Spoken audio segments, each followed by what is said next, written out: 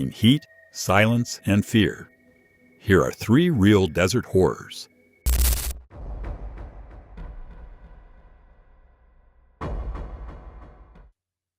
This all went down less than a month ago. I'm a senior in high school, and I've spent my entire life in Nevada. There's honestly not much to do around here. But one thing my friends and I have always been into is urban exploration. We'd seek out abandoned buildings, unused tunnels, closed down malls, basically any place that felt neglected or forgotten. We'd slip through broken fences, snap some photos, sometimes sneak onto rooftops or crawl into basements. We weren't there to vandalize or break laws. It was all about the atmosphere. The guy who always found the creepiest places was Charles. Quiet, a bit mysterious, and always showing up with weird spots we'd never heard of. I never asked how he found them, just figured it was his thing. One day he sent us a screenshot from this shady-looking Instagram account. Hardly any followers, blurry photos, and super eerie comments on the posts. One caption just read, "Dozens of abandoned mine shafts hidden in the Mojave, if you know where to look." Charles said he'd messaged the person running it, and they gave him coordinates to check out. That's all it took. Charles was hooked. So that Saturday, it was me, Charles, and our buddy James. I had a Jeep Wrangler, great for desert trails, so we took that. We didn't have an exact location, just a general area and a pin drop in the middle of the Mojave. The place Charles marked was seriously remote, like deep into the desert. We'd left the highway 30 minutes earlier, and now the dirt road didn't even look like a road. We drove for what felt like hours. No signs, no buildings, no landmarks, just miles of emptiness. I kept checking my phone, even though we had no signal. James, sitting in the back, was getting more annoyed by the minute. He started going off on Charles, saying we got tricked by some internet troll. But Charles kept pushing us to keep going. He's always been persistent like that. So I gave him a bit more time. Finally, just as we were about to call it, James pointed at something off in the distance. It looked like just more rocks at first, but as we got closer, we saw it. A half-collapsed wooden frame built into a slope. The entrance was partly caved in, but behind the beams was a pitch-black hole. Small, but clearly man-made. Definitely a mine. Charles didn't say anything at first. He just pulled out his phone, marked the spot on his offline map, and turned to James with a smug, "Told you." James muttered something about dumb luck. But even I had to admit, it was insane that we'd actually found it. I parked near the entrance, off to the side on a flat patch of dirt. We all hopped out and geared up. Charles even brought face masks. Up close, the mine looked way sketchier. Charles tossed a rock inside and waited. A few seconds later, clink, clink, clink, then silence. It was deep. Charles turned to us and said that if we slipped on the way down, we probably wouldn't make it out alive. We started going down. Luckily, it wasn't a straight drop. It sloped steeply, but we could walk. The ground was uneven, covered in loose rocks, with old beams propped along the walls. Strangely, most of them still seemed solid. The deeper we went, the colder and quieter it got. We lost sight of the daylight completely. Eventually, we hit bottom, flat ground, with the shaft opening into a larger tunnel system. Multiple paths branched off. It looked like something out of an old mining movie. Support beams every few feet, rusty rails buried in dirt, dust covering everything. Pieces of wood and metal scattered everywhere. Probably old tools or carts. The air smelled stale. That's when I appreciated the masks. We picked a tunnel and started walking. Nobody really said anything. We weren't looking for treasure, just the thrill. Honestly, the place was pretty empty. Seemed like it had been looted long ago. Then, we heard it. Faint, from deeper in the tunnel. A dragging noise. I thought I imagined it, but Charles had stopped walking. James signaled to kill the flashlights. We did. Total blackness. We stood there, listening. The sound came again. Something scraping, like metal or wood being dragged across stone. Hard to pinpoint, but it felt like it was coming closer. We stood frozen, maybe for 30 seconds, maybe longer. The scraping got louder. Not close yet, but enough to be terrifying. Then James's flashlight flicked on for a split second. I wanted to strangle him. Everything went silent. Then, clang, metal crashing, and immediately after, the most inhuman scream I've ever heard. Like something out of hell itself. We ran. Hard. I've never run faster. I could hear footsteps behind me and thought I might pass out from the fear. I was at the back, struggling. Then I tripped. One shoe flew off. No time to grab it. I kept going, foot aching. Up ahead, Charles and James were already climbing the incline. I forced myself up after them. Barefoot on those stairs was pure torture. Splinters every few steps. Only adrenaline kept me moving. When I finally stumbled out into open air, my foot was wrecked. James and Charles basically carried me to the car. I couldn't drive, so James took the wheel. We sped off. We didn't see anyone or anything chasing us, but we weren't going to wait around and find out. We drove straight to the hospital. I nearly passed out from the pain. I got a tetanus shot, had the splinters pulled out, and still couldn't walk normally for days. A few days later, once I could hobble around, James mentioned he lost his wallet near the mine, probably while helping me. He didn't say anything at the time, but thought it might be worth retrieving, just from the entrance. So we went back.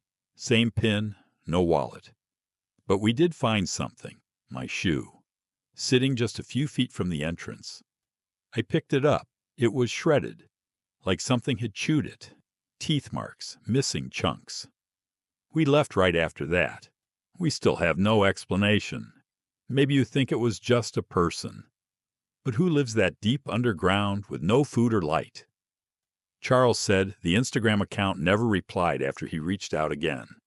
As for me, it's going to be a long time before I explore the desert again.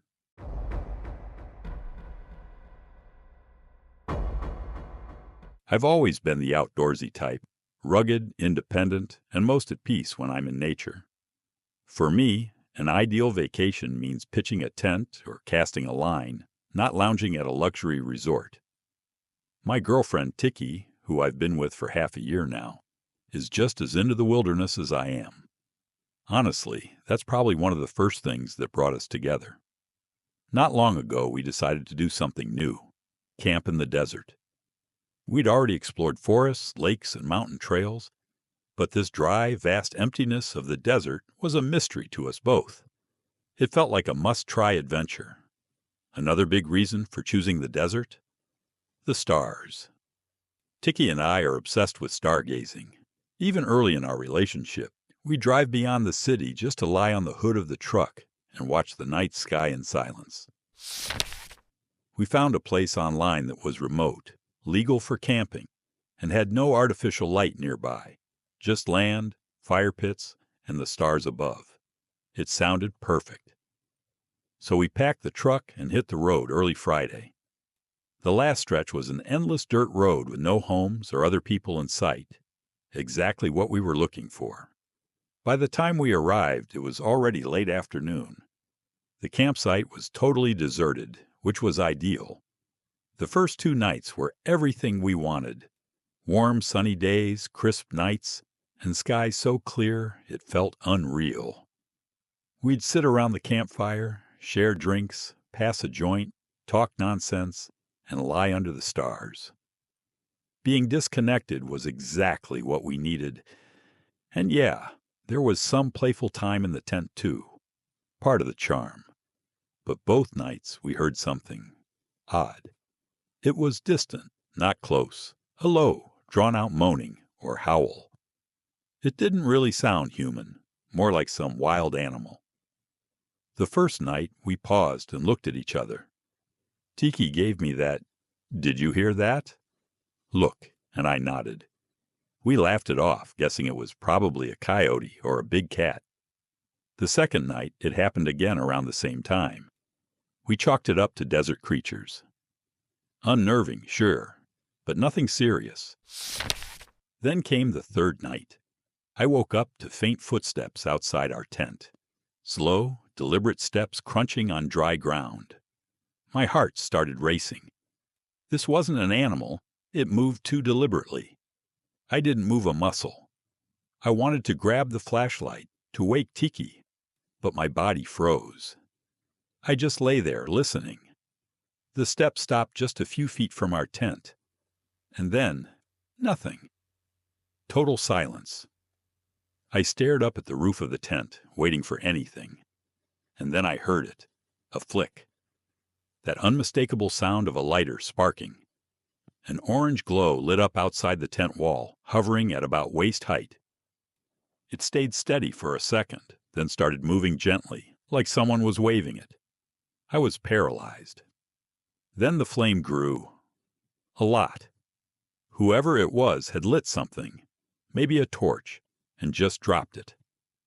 I heard it land with a soft thump, and the tent started glowing.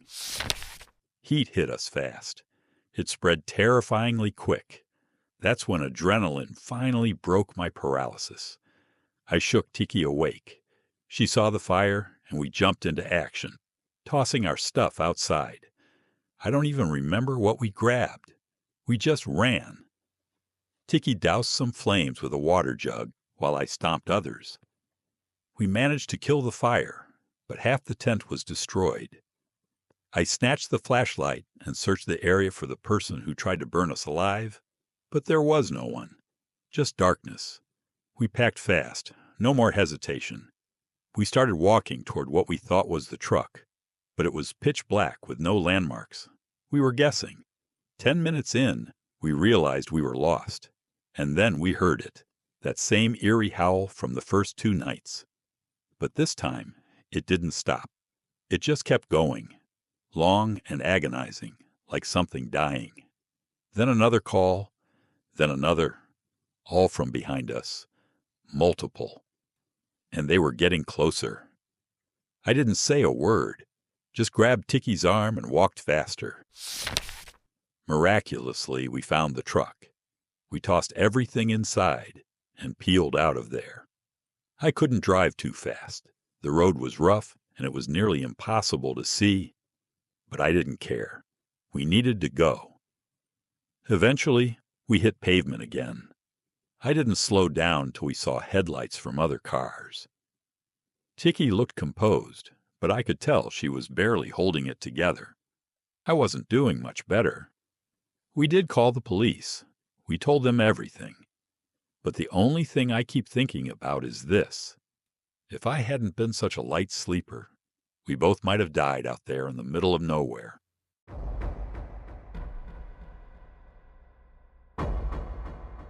This context is crucial to understand what I'm about to share, so let's begin here.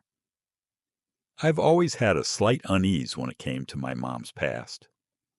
Unease might not be the perfect word, but it's the closest I can think of. She was born in Mexico, spent her early years there, then moved alone to the U.S. to study for her undergraduate degree. Everything after that is the typical story. She found a job, met my dad, and has lived in the States ever since. I know very little about her life before that move, and honestly, I suspect that's intentional. Anytime the topic of her past comes up, she shuts it down with a joke or a quick change of subject. My dad used to tell me that she went through something traumatic as a child and preferred not to talk about it. I believed that for a long time. Why wouldn't I? But as I grew older, curiosity got the better of me. I began noticing just how skillfully she could deflect questions about her early life at family events. Here's what I do know. She was raised in a border town somewhere in northern Mexico, close to Texas. Border towns don't always have the best reputation. The closest I've come to learning anything about her parents is this old joke she used to tell. She'd laugh and say her dad's side were the politicians, and her mom's side were the criminals. But she never really knew which was which. I used to take it as nothing more than a cynical joke. But with time, I started to wonder if there was some deeper truth hidden in it. Her father worked for the government in some way, but she never mentioned her mother. Not once. The only other detail I ever got was a name. I won't write it out, so I'll just call him R. One night, when I was about 10 or 11, I got up to use the bathroom. As I passed by the living room, I heard my mom speaking softly. I don't speak Spanish, but I clearly remember her saying the name R several times, like she was talking about someone, not talking to them. The room was pitch dark. I couldn't see her, but I could hear her voice.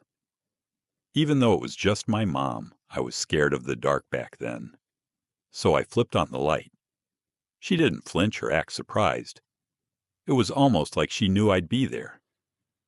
She hung up immediately, then gave me a look I had never seen from her. Cold, stern. She told me to go back to bed, and I did. That's the full extent of what I know about her past. A joke, a vague government job, and one mysterious name. What I'm about to tell you happened almost exactly a year ago, and I haven't stopped thinking about it since. I'm from Arizona, born and raised. About a year out of college, I was on a long solo drive through the desert to visit a friend from school. It was a boring, hours-long road trip, and I had grown tired of my playlists. I'm not into podcasts, so I started going through my contact list, calling old friends and girls I was talking to. Eventually, I decided to call my mom. We both love soccer, so we were chatting about upcoming Champions League games and how exciting the lineups were. She knows her stuff, and we can go on for hours. Then, up ahead, I noticed 2 pickup trucks blocking the road. It didn't look like an accident, so I wasn't sure what was going on. I slowed down, thinking maybe someone needed help. I didn't mention it to my mom. We were still on the phone. I stopped my car, unsure whether to get out. Before I could decide, 3 men jumped out from the trucks, all of them carrying guns. I froze. Another vehicle was coming up fast behind me. I was trapped. Unarmed, I had no choice but to comply. One guy tapped his gun against my window and motioned for me to step out. The other 2 kept a distance. I raised my hands and exited slowly. By then, the car behind me had stopped too. The man barked some commands in Spanish, but I couldn't understand him. It's one of my biggest regrets as a Mexican American, never learning the language. At that moment, being unable to communicate was terrifying. Even without understanding the words, it was obvious what they wanted. I gave them my phone, wallet, keys, everything. It looked like I'd be left stranded in the desert with no way out. Then one of them climbed into my truck, and that's when it shifted. My phone was still on the call with my mom. The truck engine was running, so she was still on the line. I watched as the man hovered over the phone screen, almost hanging up, then pulled his hand back. He was listening. I realized something. My mom was talking to him. A conversation started. I couldn't hear them, but I could tell they were speaking Spanish. I swear I saw him repeat the name R a few times, like he was confirming something. Eventually, the other 2 men came over, and they all gathered near the car. The guy inside rolled down the window and spoke to them while looking at me. They talked briefly, then stared at me as if reevaluating everything. Moments later, they handed me back all my things, phone, keys, wallet, everything except the cash. One of them smiled and said with a thick accent, "Tax," as he did it. I've never been more relieved to lose money in my life. As I drove away, the trucks, including the one behind me, peeled off into the desert. I tried to memorize their license plates, but none of the vehicles had any. Still in shock, I called my mom back and demanded answers. She claimed she had threatened to call the police, saying she was tracking my phone and knew where I was. I called her out. I didn't believe that for a second. I pressed her, but she stuck to her story, saying she had just begged them to let me go.